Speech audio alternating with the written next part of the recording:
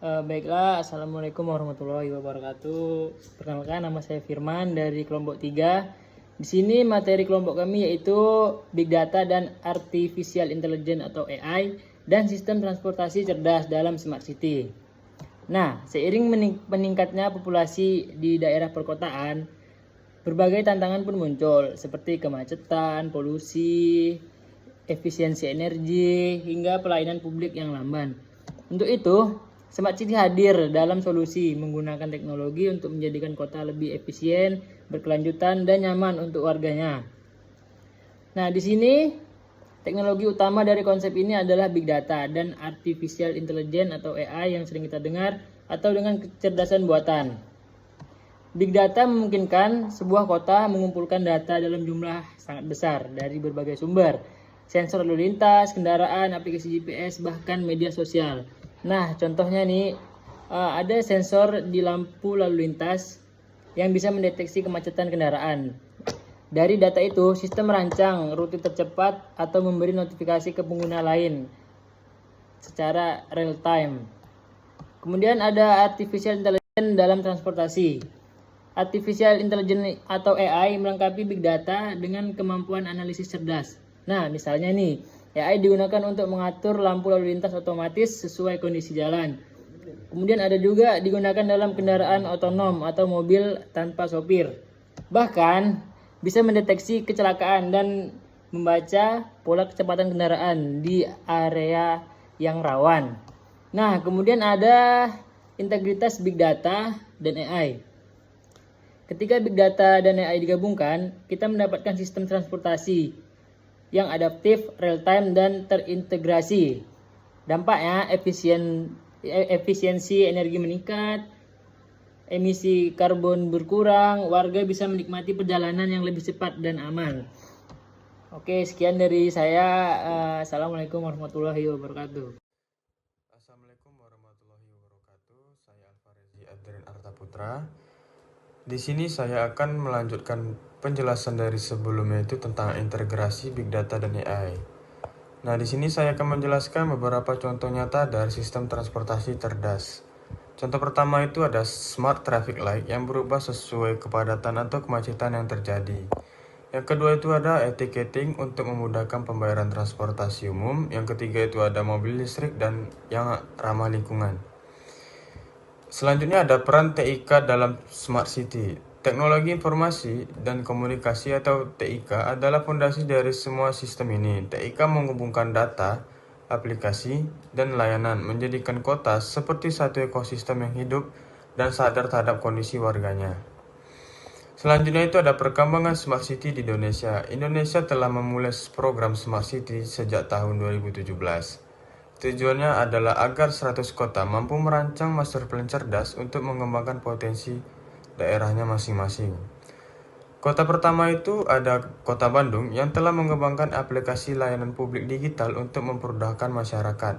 Namun masih ada tantangan seperti keterbatasan SDM IT, birokrasi yang rumit, dan kekurangnya komunikasi antar instansi.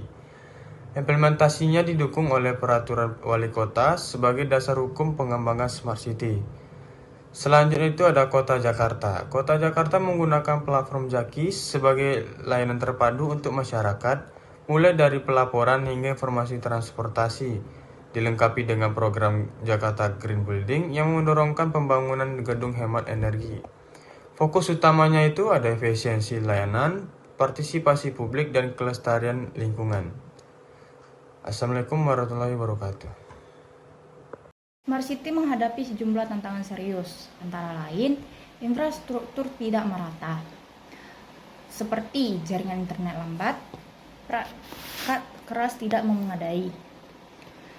Kemudian ada tantangan SDM. Keterbatasan SDM ini, banyak pemerintah daerah belum memiliki tenaga IT yang memadai. Akibatnya, mereka kesulitan mengelola sistem digital secara mandiri dan bergantung pada pihak luar. Kemudian ada tantangan regulasi. Integrasi sistem yang lemah, banyak layanan publik digital berjalan sendiri-sendiri, tidak saling terhubung. Kemudian, lemahnya koordinasi antar instansi membuat implementasi Smart City tidak sinkron dan sering tumpah tindih.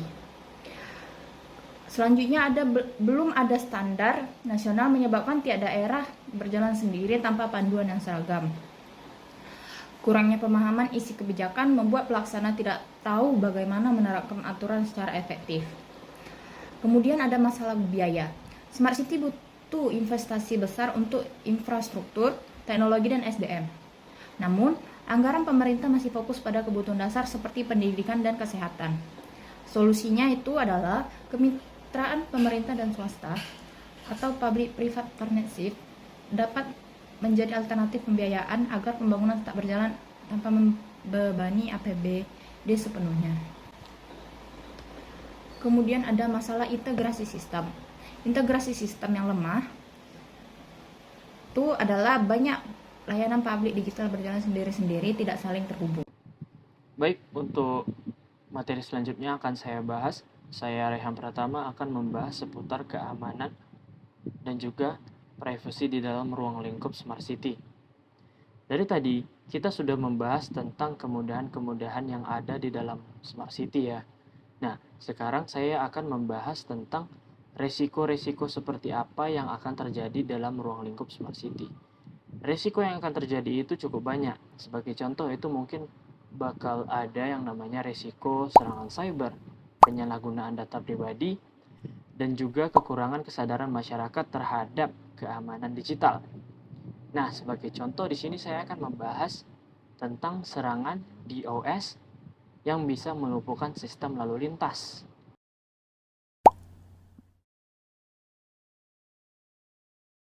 Lalu contoh selanjutnya yaitu seperti data pribadi IoT yang disalahgunakan oleh pihak yang tidak bertanggung jawab. Nah, dari masalah-masalah yang telah saya bahas tadi, tentunya Smart City juga memiliki solusi untuk masyarakat yang menggunakan atau mengakses teknologi yang ada di dalam Smart City. Nah, beberapa solusi untuk menghadapi ancaman ini adalah sebagai contoh, saya akan menjelaskannya, yaitu yang pertama, penguatan enkripsi dan keamanan sistem. Yang kedua, edukasi terhadap media digital kepada masyarakat. Dan yang terakhir yaitu harmonisasi kebijakan antar instansi. Nah, sekarang kita akan masuk kepada kesimpulan. Kesimpulan yang kami dapatkan yaitu Smart City sangat bergantung pada teknologi. Namun, keberhasilannya tetap ditentukan oleh kesiapan infrastruktur, SDM, dan keterlibatan masyarakat. Untuk itu, sinergi semua pihak sangat diperlukan agar Smart City tidak menjadi wacana, tetapi solusi nyata bagi permasalahan kota yang ada.